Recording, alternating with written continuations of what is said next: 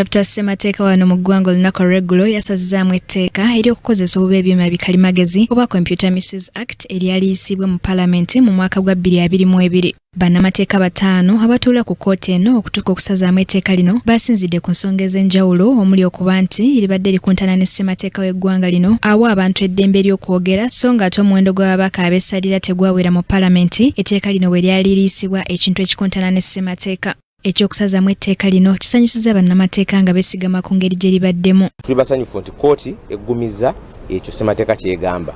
Abantu bangi bavunaaniddwa mu tteeka lino eri abakyaliriyo ne mu makomera nga munnamateeka Malema Biriizi ba TikTok abangi abamu bali ku bbeiro badde bavunaanibwa mu tteeka lino. Munnamateeka Tumwesigye Humphrey okuva mu mujuliza Tumwesigye Advocates alaze obwennyamivu okulaba nga Paalamenti yatuuka okuyisa etteeka lino ng'omuwendo gw'ababaka ogw'essalira teguwera. Paalamenti bw'eyisa etteeka nga terina koramu kiba kitegeeza nti yo nga Paalamenti yakola mulimu gwayo ng'egoberera ki? Egoberera Constitution. Kubanga okuyisa etteeka olina okubeera nga koramu okiwezeza. Ate kyenyamiza nti etteeka ly'eggwanga lisobola okusazibwamu based on koramu, nti koramu teyaliiwo. Bwe nga sipiika wa Paalamenti lwaki oba okkiriza etteeka liyitewo nga Paalamenti terina koramu? Ekitegeeza oli mu kwonoona ssente z'omusolo, oli mu kutuuza entuuza z'omanyi nti teziri mu mateeka. So ekyo kyekikulaga nti kkooti bw'esobola okusazaamu etteeka only on quorum kiba kyenyamiza nnyo. Ono agamba nti abavunaanibwa emisango egy'enjawulo wansi w'etteeka lino babeera balina okuteebwa olw'okubanga etteeka lino lyasaziddwamu. Abantu babadde babakyaginga wansi w'etteeka eryo, babadde bali mu abamu babakonvikitinga.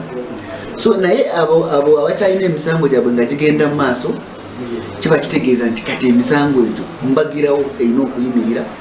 Balwebwe balina okugenda ne babagamba nti etteeka lye baba bakyagingamu kati terikyaliwo, kubanga court has said that computer misuse, the amendment of 2021 was void ab initio, nti liringa etteeka eritaabaawo.